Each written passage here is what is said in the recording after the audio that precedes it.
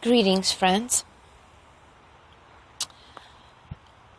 I am Ksenia, and this is the Ascension Diaries.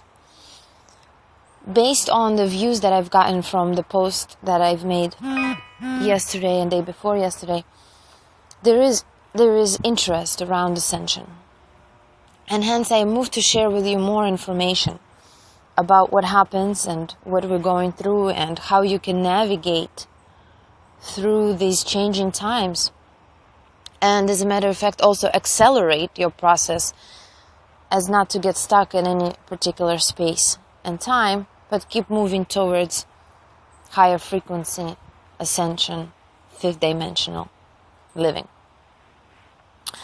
So there's a lot of information to cover. There's a lot of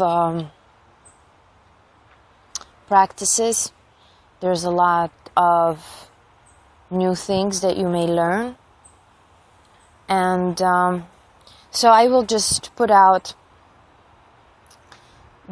different episodes. Will then have a different topic so we can discuss it.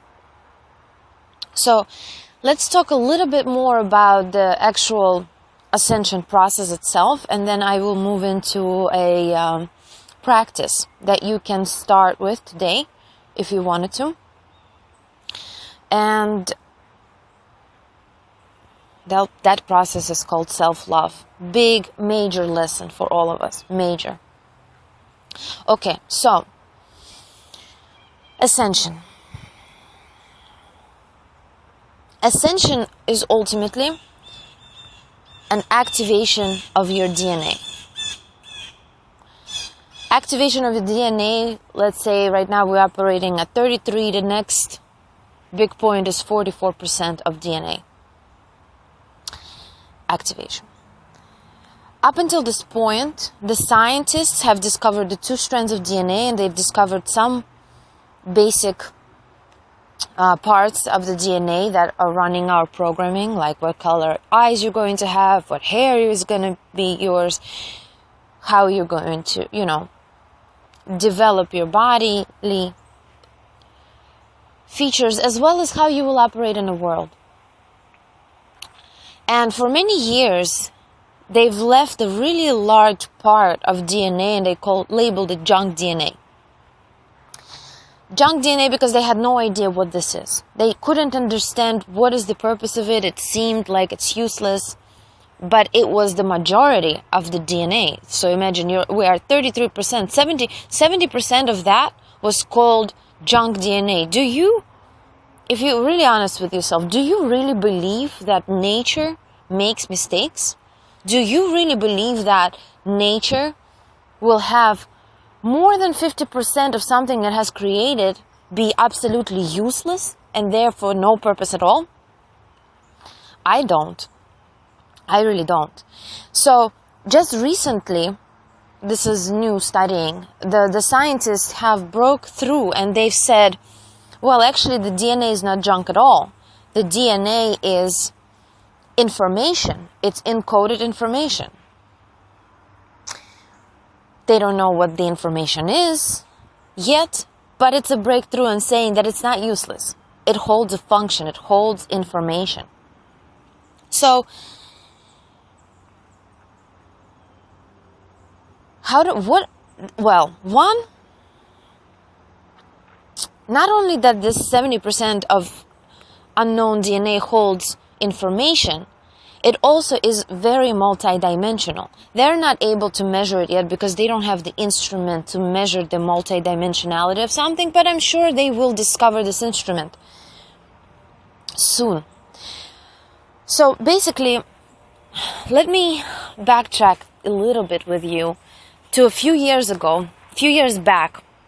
And those of you who know me personally know that I've traveled to Peru and know that I've been studying energy and highest potential for many years.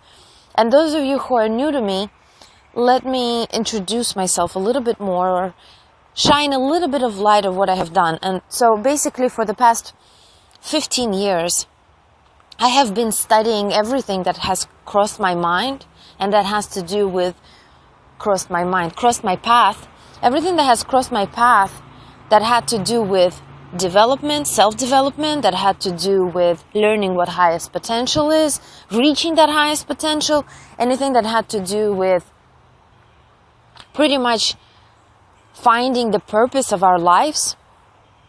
And so this kind of interest led me to different practices, different cultures, different philosophical views. And one of the things that I have tried, experienced and learned from and used as a stepping stone in my own spiritual journey was my trip to Peru. And I've went there more than once. So basically 3 times I went to Peru, and I worked closely with shaman and not all, but some of herbal medicine that they do in the jungle that is aimed at shifting your perception, your energetical makeup, how you see the world. And basically one of the main reasons why I went there was to experience ayahuasca. Ayahuasca is a plant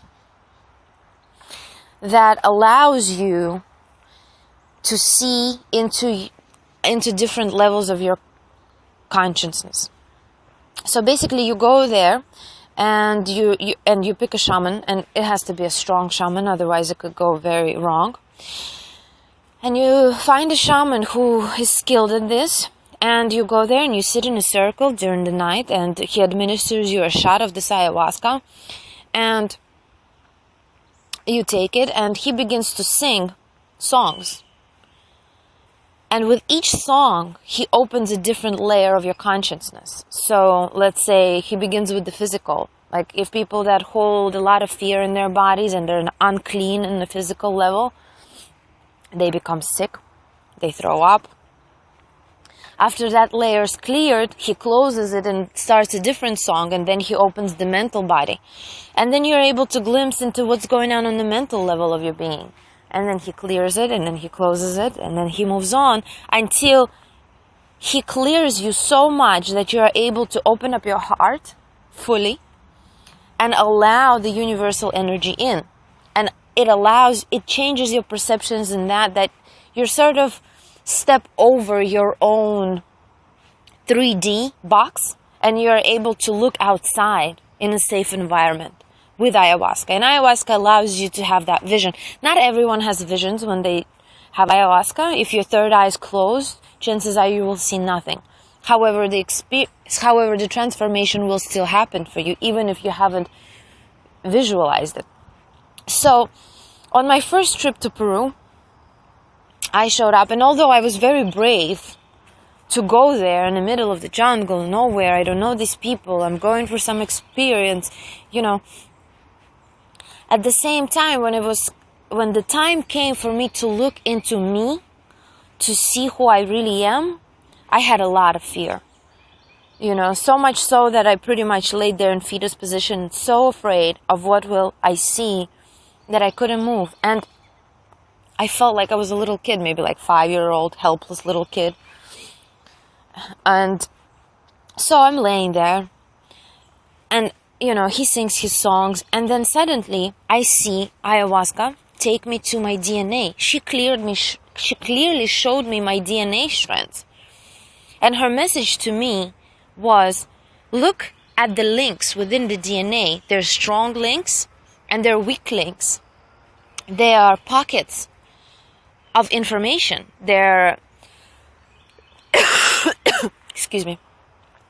They are pockets of information that hold all sorts of programs.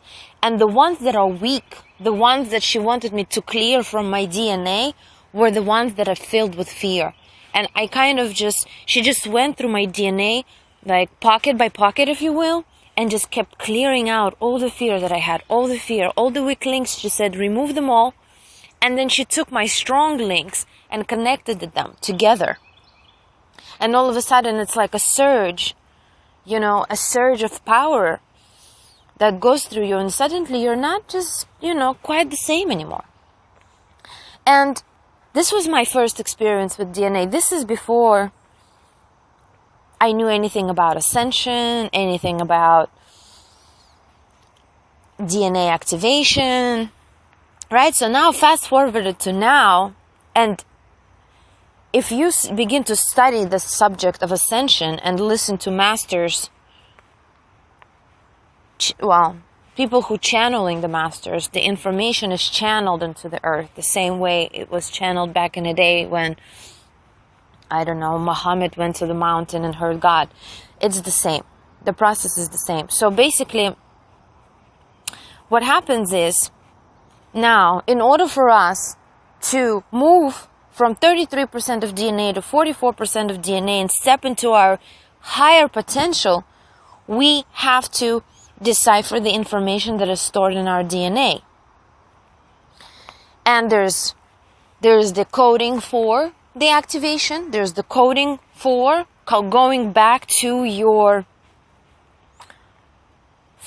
highest self, to your full potential. Basically, coming to your full potential is nothing more than connecting back to your God self. You connect back to your higher self and you once again become God consciously.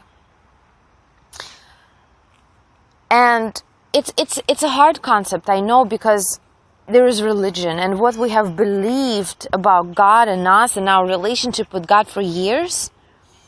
It's a challenge to our mind because we're so used to thinking a certain way. So I know that some of the things that I will say are going to be challenging. You will probably feel resistance in your body, or you may also feel just knowing that that's right. Like, you just pay attention. And if you feel resistance to anything that I'm saying, I'm not preaching to you that this is right. I ask you to just hold the door of possibility open. Don't judge right away, but rather just hold the possibility open. Allow that spaciousness of possibility to move in. And from that place, I ask you to decipher then the information that I'm putting forward to you. So, if you allow the possibility that God is not a separate being from us, it is not someone else in the sky who sits there and keeps score about when you're going to get punished and what you did right and what you did wrong, and when it's due for your good karma to come back, and when the dues are in for the bad karma that you have created. It's not really like this, because we are all God. We're all God. And this is what Ascension ultimately is. You remember your true self, your true essence, which is God. The information for this is in your DNA. How do you access that information?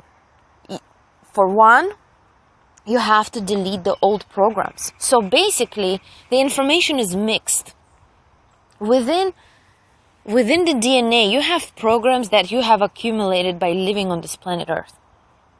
It's everything your parents taught you. It's everything society has taught you. It's everything that been running your life on a subconscious level. And it's very 3D. It's very linear. It's very limited. We all live in boxes. I mean, literally, look around your house right now. You live in a box. I live in a box. It's a 3D box. It's a little box in which we feel very safe and through which we operate.